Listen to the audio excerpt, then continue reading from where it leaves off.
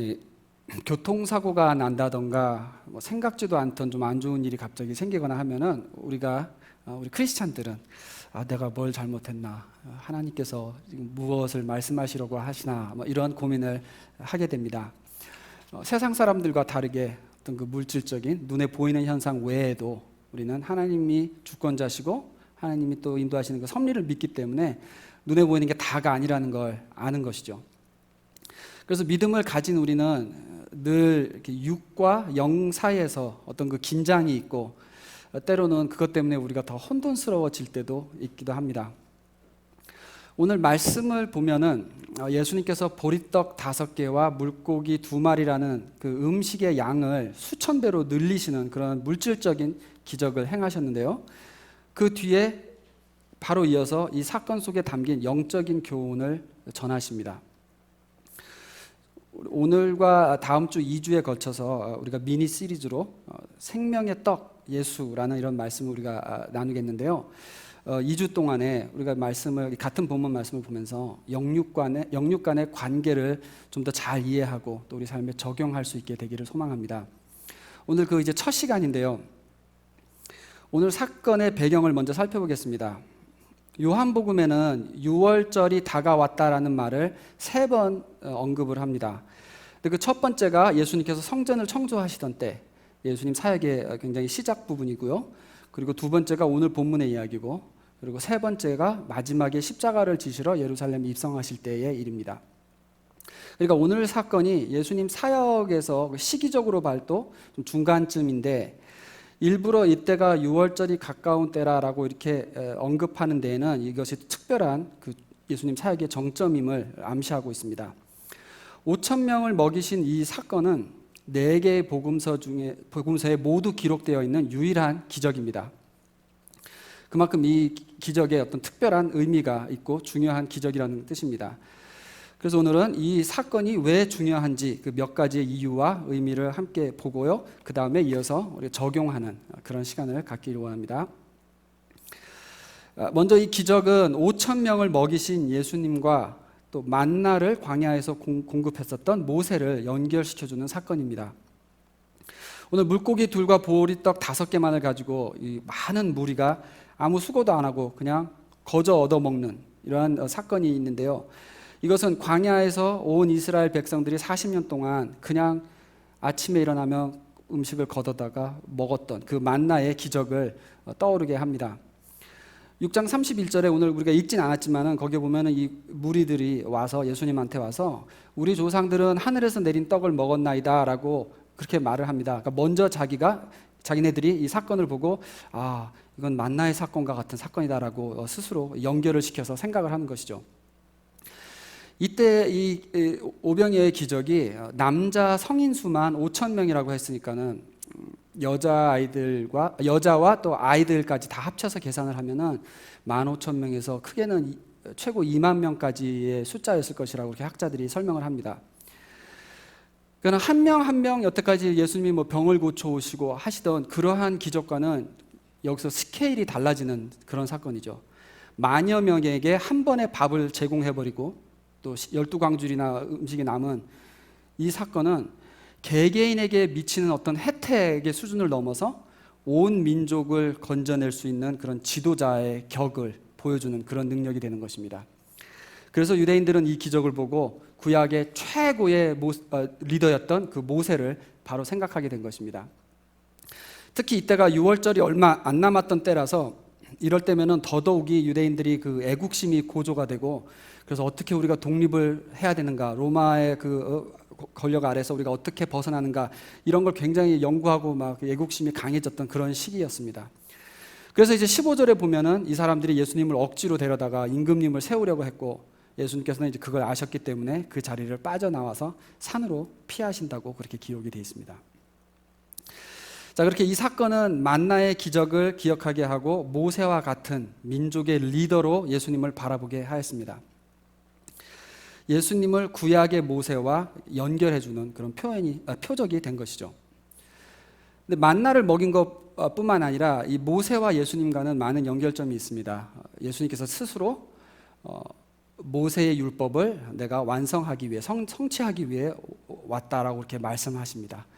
그러니까 이런 면에서 구약과의 연결점이 있습니다. 그 율법을 주셨던 가장 그 구약의 핵심인 모세의 그 사역과 예수님께서 이제 그것을 완성시키는 이러한 연결점이 되는 것입니다.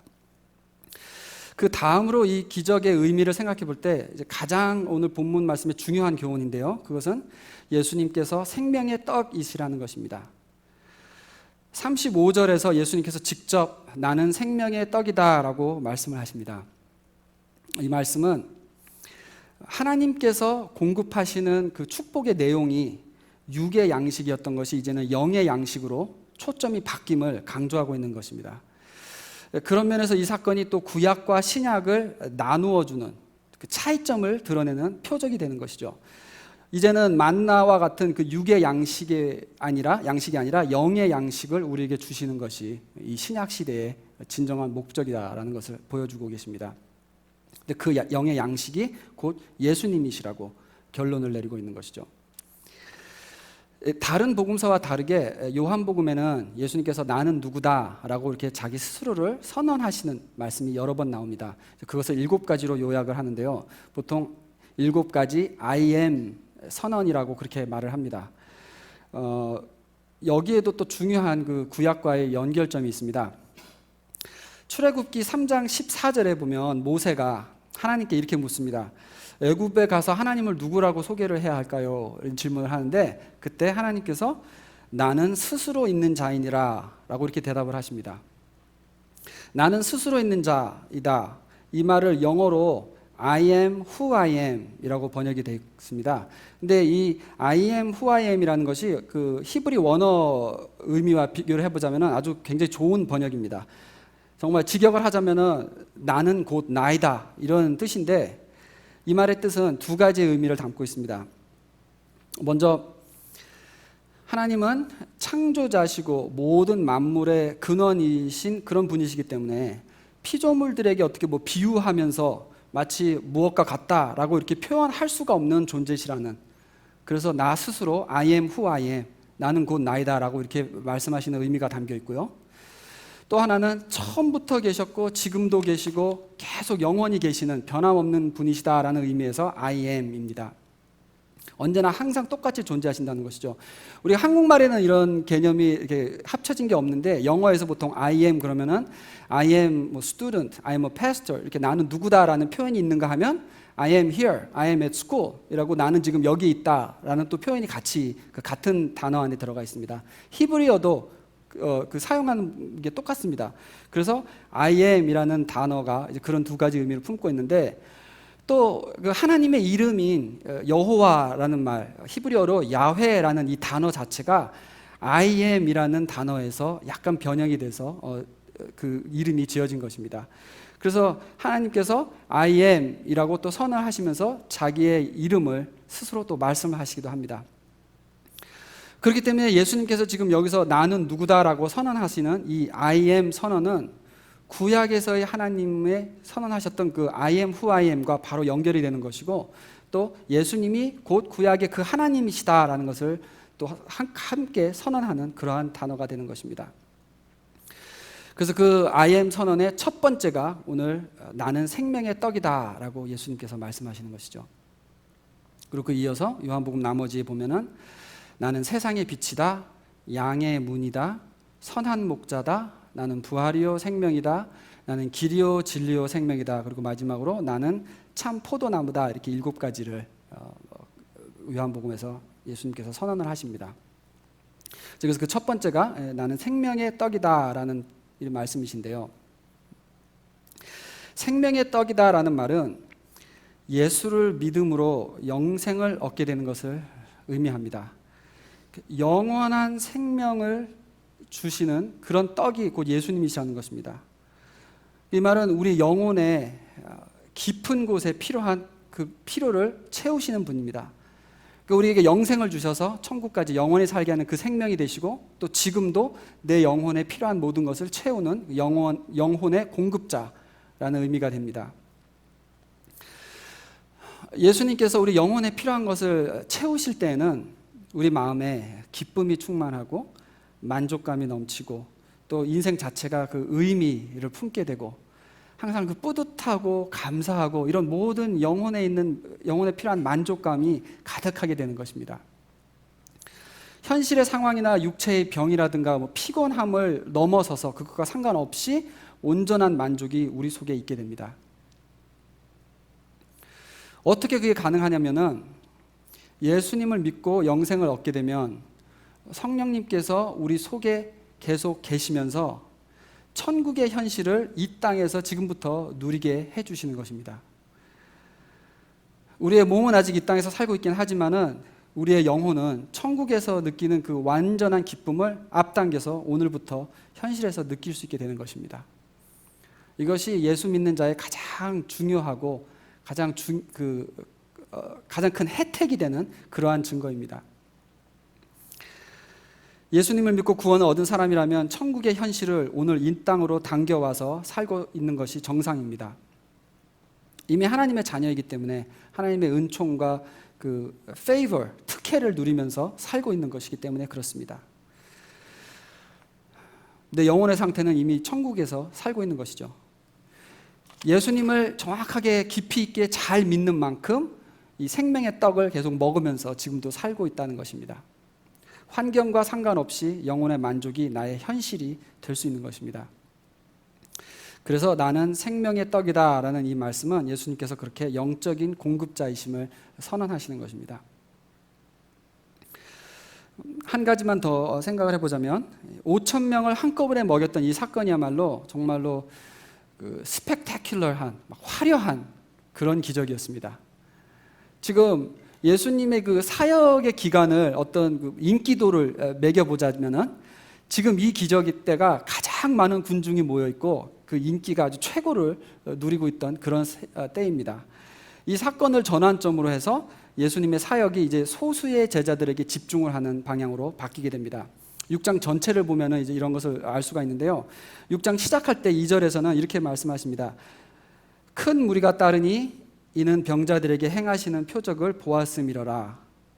그랬는데 55절에 가서 예수님께서 내 살은 참된 양식이요 내 피는 참된 음료로다 라고 이렇게 사람들에게 영적인 의미를 계속 가르치시려고 하는데 그게 다들 너무 어렵다고 그렇게 반응을 합니다. 그런 다음에 끝부분에 가서 66절에서는 그때부터 그의 제자 중에 많은 사람이 떠나가고 다시 그와 함께 다니지 아니하더라 라고 이렇게 기록이 되어 있습니다. 그러니까 시작과 끝이 큰 그 정점을 찍는 것이죠. 최고 2만 명에 달하는 많은 사람들이 모여서 예수님의 설교를 들으러 몰려왔다는 것만 생각을 해도 엄청나지 않습니까? 그러다가 그 많은 사람들이 다 오병이어의 기적을 보는 그런 어마어마한 체험을 했는데 그것을 이제 영적인 의미로 예수님께서 돌려서 가르치려고 하시니까는 어렵다고 다들 돌아서는 이야기입니다. 자, 여기까지 이제 지금 그 오늘 본문이 주는 의미들 몇 가지 살펴봤습니다. 지금까지는 그 의미들을 우리가 나눴고 이제 지금부터 이 표적들이 주는 교훈을 한번 적용을 해보겠습니다. 첫 번째 적용할 점은 예수님께 우리가 관심을 갖고 모이는 시작은 사실 육의 축복을 기대하고 모이는 것이 대부분 그런 것이 사실이고 또 어쩔 수 없습니다. 그렇게 시작을 하는 건 괜찮은데 문제는 그렇게 시작한 사람들 중에 오직 소수의 사람들만 남아서 영의 양식을 먹는 자리까지 간다는 것입니다. 예수님의 축복을 바라고 교회 사람들이 많이 모입니다. 그러나 그 중에 영의 양식을 먹는 자리까지 가는 사람은 매우 적은 숫자가 되는 것입니다. 예수님을 정말 구원자로 만나고 예수님을 통해서 영적인 공급을 받으면서 사는 그것이 진짜 신앙생활인데 거기까지 가는 게 쉽지 않다는 것이죠. 교회에 오는 이유가 보리떡을 먹으려고 오는 것인지 아니면 생명의 떡을 먹으러 와서 우리가 진짜 먹고 있는지 스스로 돌아봐야 합니다. 확인하는 법은 사실 간단합니다. 내가 가난할 때 예수님 때문에 부요함을 느껴본 적이 있는가? 내가 아픈데 예수님 때문에 힘이 난 적이 있는가? 주위에 친구도 없고 만나는 연인도 아무도 없는데 예수님 때문에 나는 외롭지 않았다라는 그러한 체험이 있는가?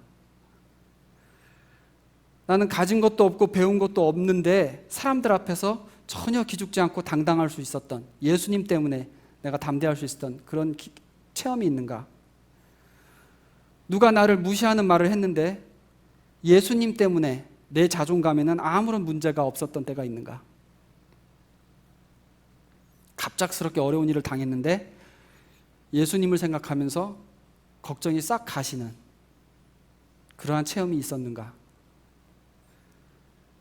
이렇게 상식적으로는 설명이 안 되지만 내면에서부터 흘러나오는 그런 평강과 기쁨과 만족을 체험해 봤다면은 그것은 예수님께서 현실을 건너뛰게 해주는 그런 영적 공급을 체험한 것입니다. 반대로 나는 경제적으로 넉넉해졌을 때만 안정감을 느낀다. 나는 몸이 아프면은 바로 마음도 영혼도 무기력해진다. 난 누가 나한테 뭐라고 하느냐에 따라서 자존감이 올라갔다 내려갔다 늘 바뀐다. 내가 아직도 이런 사람이라면 영적인 능력을 모르고 살고 있는 것입니다.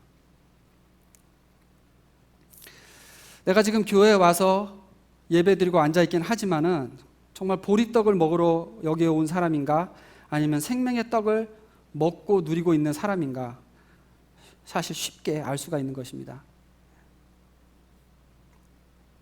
예수님 때문에 내 영혼이 현실을 넘어서 평강과 만족을 느끼는 체험이 바로 그것을 표시해주는 결정적인 것이죠.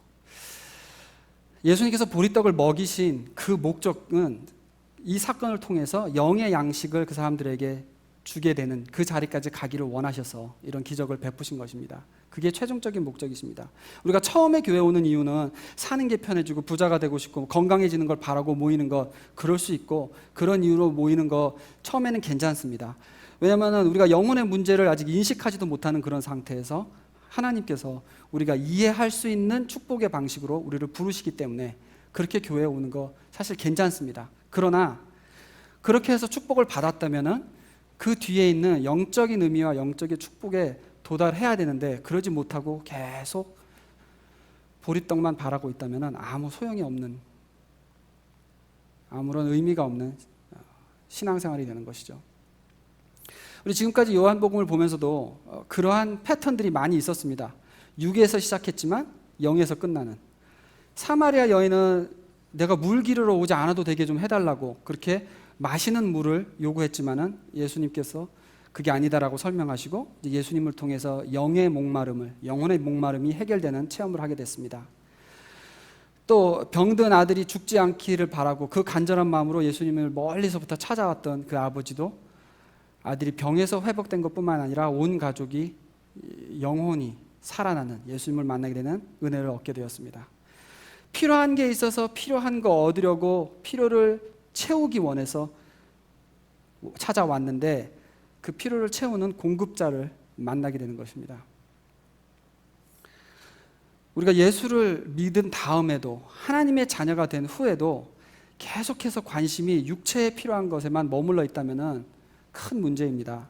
공급자이신 예수님, 공급자이신 하나님이 어떤 분인지를 배워가기를 원하는 관심으로 변해야 합니다. 육의 필요를 바라고 왔다 하더라도 어느 정점에서는 영의 만족만을 원하는 사람으로 바뀌어야 된다는 것입니다.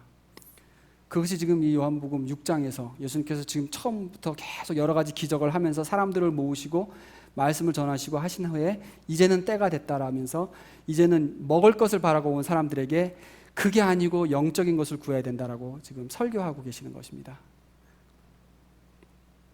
경험이 쌓일수록 하나님의 능력을 체험할수록 배우는 것은 예수님이 누구신가? 그때 예수님의 선포는 I am, 나는 생명의 떡이다. I am, 세상의 빛이다. 부활이고 생명이고 길이고 선한 목자시다 라는 이 예수님이 누구신가를 아는 것이 유일한 목적이 되어야 되는 것입니다. 영인가 육인가? 우리가 살면서 이게 영적으로 해석해야 되는 것인가 육적으로 해석해야 되는 것인가 늘 이런 고민이 있을 수 있는데 답은 모든 것은 영적인 교훈을 위해서 하나님께서 육을 통해서 훈련을 하시는 것입니다. 모든 것은 영적인 교훈을 위해서 하나님께서 육을 통해서 훈련하시는 것입니다. 내가 이 세상에 사는 동안에는 하나님은 늘 육적인 아픔이나 육적인 필요나 또 육적인 축복을 통해서 우리를 계속 부르시고 계속 그것으로 선포를 하시는데, 그 선포의 내용은 바로 한 가지, I am, 예수 그리스도가 누구신지, 하나님이 누구신지를 우리에게 말씀하고 계신다는 것입니다. 늘 영적인 교훈이 우리 신앙생활 속에 있다는 것이죠. 예전에 제가 집회 한참 이렇게 병 치유하는 집회를 찾아다니던 때가 있었는데요. 그때 강사 목사님께서 이런 말씀을 하셨던 게 기억이 납니다. 그분이 많은 병자들을 이렇게 돕고 치유하는 이런 사역을 하시다 보니까는 늘 그런 것은 아니지만은 많은 경우에 그 사람의 병과 그 사람의 영적 문제가 참 밀접한 관련이 있다라는 것을 보게 되셨다고 그렇게 말씀을 하십니다. 예를 들어서 하신 말씀이, 척추의 병이 있는 사람들은 이 교만의 문제가 있는 것과 관련이 된 경우가 많다, 이렇게 말씀하시더라고요. 이제 그 외에 이제 몇 가지 이렇게 뭐 연결된 말씀을 하시는데, 뭐 이런 거는 우리가 뭐 1대1 관계로 이렇게 단정지어서 얘기하기는 좀 위험한 것입니다. 그렇긴 하지만은 이제 저 같은 경우에는 목 디스크를 알아가지고 이제 그런데 다녔을 때였으니까는 그럼 이게 교만의 문제인가 보다라고 이제 특별히 생각을 하면서 묵상을 많이 하게 됐죠. 근데 구약을 보면은 이스라엘 백성이 계속 말을 안 듣고 하나님께 불순종을 하는 이야기를 기록하면서 그 성경 저자가 늘 하는 말이, 이스라엘 백성들은 목이 고든 자라, 목이 고든 자라, 이렇게 여러 번 표현을 하십니다. 그러니까 저는 그거 읽을 때마다 이게 목이 늘 아픈 게 정말 내가 목이 고든 자구나, 목이 고든 자, 이게 참 읽기도 힘들었고, 이게 교만한 자라서 내가 이게 문제구나, 그런 묵상을 참 많이 할 수밖에 없었습니다. 내 얘기를 자꾸 하시는구나, 하나님이. 그래서 목이 아플 때마다 교만하지 말아야지. 근데 실제 돌아보면 그때 제 큰 문제가 교만의 문제였었거든요. 이번 주에 좀 저한테 희한한 일이 있었는데요. 이건 저한테는 물론 중요한 간증이긴 하지만은 여러분 좀 가볍게 들으셔도 됩니다. 지난주에 설교 마치고 여러분들께서 저한테 설교가 많이 은혜로웠다는 이런 말씀을 많이 전해주셨습니다. 그래서 제가 그런 말씀을 들을 때면 먼저 하나님께서 예배를 사용하시는 게 너무나 감사해서 감사를 드리는데, 특히 제가 좀 부족한 게 많아서 설교 준비하는 게 저는 굉장히 힘듭니다. 그래서 실수도 참 많이 하고요. 그래서 항상 이게 주일 저녁이 되면은 제가 잘못 말하는 거라든가 뭐 부족했던 점이 자꾸 생각이 나고, 그래서 되게 좀 이렇게 그 뭐라고 하죠? 의기소침해진다 그러나요? 좀 이렇게 우울해지고 그런 때가 많아요, 주일날 저녁이 되면. 근데 지난주에는 이제 여러분들이 그런 말씀을 해주셔서 제가 우울하지가 않았습니다. 그래서 저녁 때 꽤 기분이 좋았었는데, 화요일날 아침에 일어났는데 갑자기 머리 뒤통수에 큰 혹이 생긴 거예요. 근데 이거는 뭐 어디 뭐 뾰족한데 아주 심하게 부딪힌 것처럼 이렇게 막 부어오르는데, 왜 그러는지도 모르겠고 그냥 자고 일어났는데 그러는 거예요. 그래서 이게 화요일날 그러고 수요일날 돼서는 이게 너무 심해져서 막 만지지도 못하겠고, 이게 눕지도 못하는, 베개를 밀고 눕지도 못할 정도로 이게 심해져갖고 이거 걱정을 했었는데, 근데 저는 좀 이런 일들이 좀 많이 일어나요. 제 몸의 증상을 통해서 하나님께서 좀 이상한 그런 증거를 이렇게 좀 보일 때가 있어갖고, 이번에도 뭐 한 수요일날 오후는 많이 아프긴 했는데 걱정 안 하고 기도를 더 해봐야 되겠다, 이게 무슨 뜻인가, 이제 그러면서 그런 일이 있을 때마다 뭐 기도 더 하고 회개 더 하고 하나님 뜻을 간구하고 이제 보통 그럽니다. 이제 수요일 저녁 때 기도하면서 제가 딱 든 생각이, 왜 좀 자기가 좀 잘하는 줄 알면은 머리가 커진다고 표현하잖아요. 그런데 제가 그 생각이 딱 들면서 저도 이제 웃겨가지고 정말 그런 건가? 그러면서 하나님, 저보러 혹시 설교 칭찬 들었다고 머리 커지지 말라고 지금 말씀하시는 겁니까? 이제 그런 기도를 드리고 그리고 잠자리에 들었습니다. 근데 다음날 아침에 진짜 이게 가라앉는 거예요, 그 다음부터. 그래가지고 뭐 하루 만에 뭐 지금 멀쩡해졌는데, 그래서 이제 가볍게 좀 들으시라고 제가 드린 말씀입니다. 뭐 진짜 그래서 뭐 머리가 또 은혜 좋았습니다, 은혜스러웠습니다 이런 말씀하시면 또 제가 머리가 붓겠구나 뭐 이런 걱정하실 필요 없고요. 제가 좀 그런 경험들이 많아요. 옛날에 제 몸에 일어났던 이런 체험들 생각해 보면은 영적인 것과 직접적인 영향이 있었구나라는 생각을 많이 합니다. 마음에 원망과 이런 쓴뿌리가 있었을 때 위험 때문에 고생을 했었고, 또 두려움이 많았었을 때에 심장병이 그때 시작이 됐었고, 또 하나님께서 회개하라고 하시는 것을 뻔히 알면서도 계속 안 하고 불순종하고 뻗팅겼던 때가 있었어요. 근데 그때 내가 전에 한번 설교에도 말씀드렸는데 맹장 수술, 탈장 수술 둘 해갖고 2년 안에 배를 자르는 수술을 3번을 했었습니다. 그러니까는 막 계속 버팅기면서 그 불순종하는 이런 자세가 뭐 정말 하나님한테 건방지게요, 배째라는 이런 태도로 제가 걸어가고 있었다면은 정말 배를 자르게 된 이제 그렇게 말을 하면 이게 말이 될까요? 제가 이게 스스로 돌아볼 때 이런 식으로 연관이 된 이야기들이 참 많이 있는데, 우리가 또 한 가지 기억해야 될 것은 모든 내 경험이 다 영적인 의미를 우리가 알 수는 없습니다. 어떤 것은 천국에 가야지만 알게 됩니다. 이제 그런 것도 영적인 교훈이 있는 게 내가 이해가 안 되고 몰라도 그냥 믿음으로 가는, 그냥 하나님을 의지할 수 있는 그런 마음, 그 인내하는 믿음을 또 가르치는 교훈이 그 속에 있는 것이죠.